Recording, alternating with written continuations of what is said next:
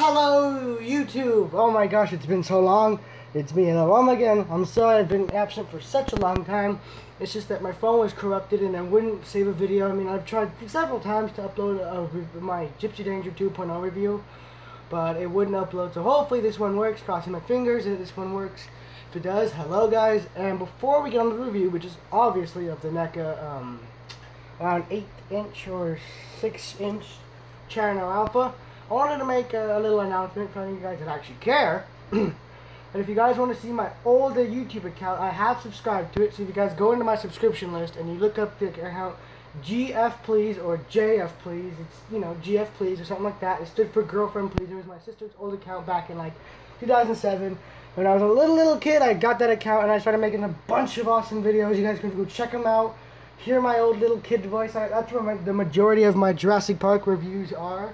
They're not that thorough. I mean, I was like giving 10, 11, or 8. But if you guys want to go check out my little history there, you can. I know my Instagram account has been pretty slow, but there is a good reason for that. It's because I've made a second account, which I've had to give a lot of my attention to, which is for Halo Mega Bloks and, you know, Jurassic Park toy photography and all that other stuff. It is called Toy Adventures _ I'll put that name in the description as well. You guys can go check that out as well. But anyway, now that the announcements are out of the way, I will try and get some Gypsy 2.0 reviews up. I still have all this stuff, so don't worry about it. I know I'm irresponsible and lose stuff easily, but I've kept everything in check, so I have everything. All I have to do is do the review and hope my phone will successfully upload the video. I don't even know if this one's going to go up. But anyway, let's get on the review. Here it is. I ordered this guy from China on Amazon, so he took a while to get here, but he's here, obviously. Actually, I got him a while ago. He's been just sitting on my shelf for the longest time. Poor dude.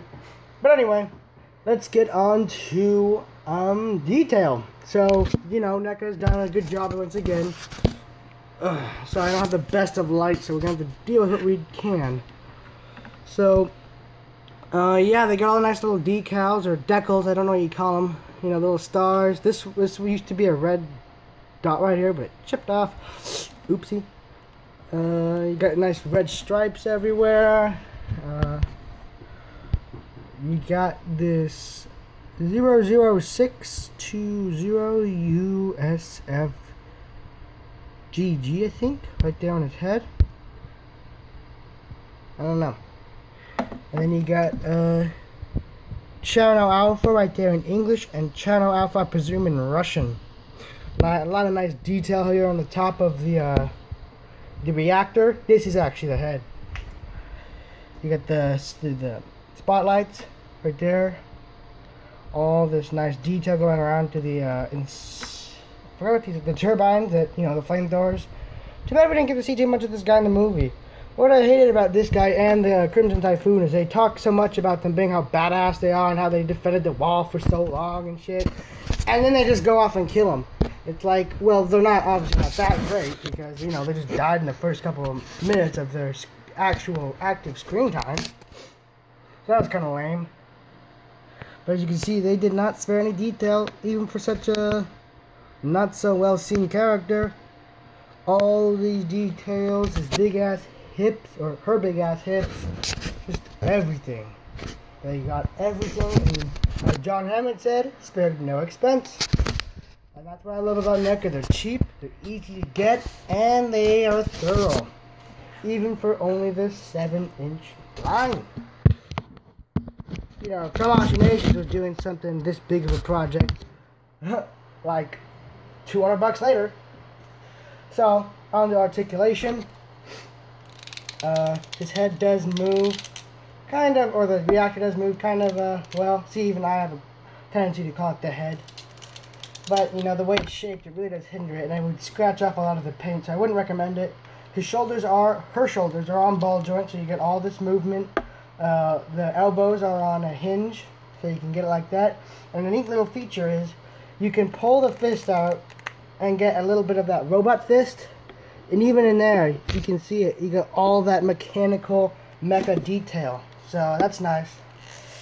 And I think this is one of the few Jaegers that has posable hands.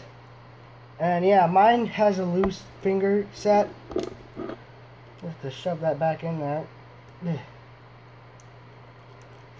So I tend not to mess with it, but the other hand's fine. Yeah, as you can see, nice posable fingers.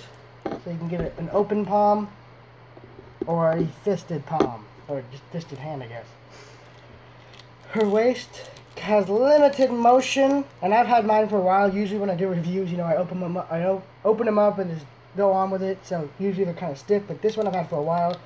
So that's proven with the test of time that the waist is pretty crap. The thighs over here, you got some pretty basic in and out movement. You can get them like, you know, like that, I guess. If you, I don't know what pose you'd want to do, but you know, it's there. You get them in pretty far. Move up with the knee right here. You get nice single jointed knee. A nice hinge right there. And the ball joint is in the ankle, so you do get plenty of ankle pivot and all that good stuff. Pretty awesome. Pretty cool.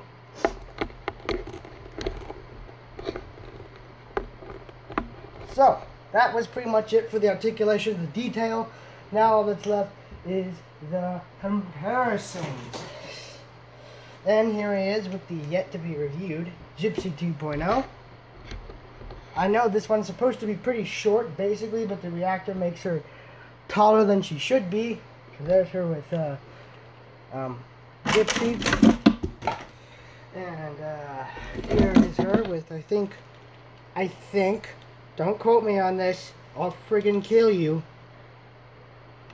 The tallest kaiju other than Slattern. Get her tail nice and thick. Scunner. Sorry, I forgot her name for a second. A better representation of that. As again, we have Godzilla over here as holding up the camera because I am recording from the Samsung Galaxy S5, so I don't really have a stand. That's why most of these videos don't really have editing in them.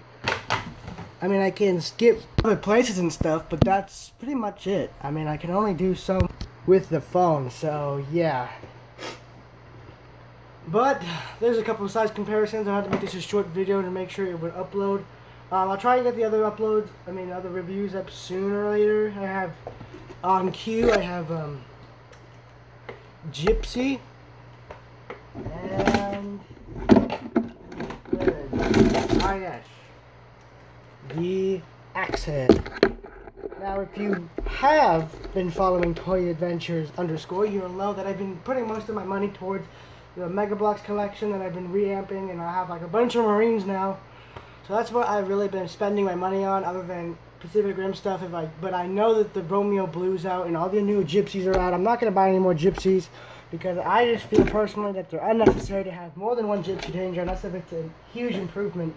I don't need the Anchorage Attack. I don't need the Hong Kong Brawl.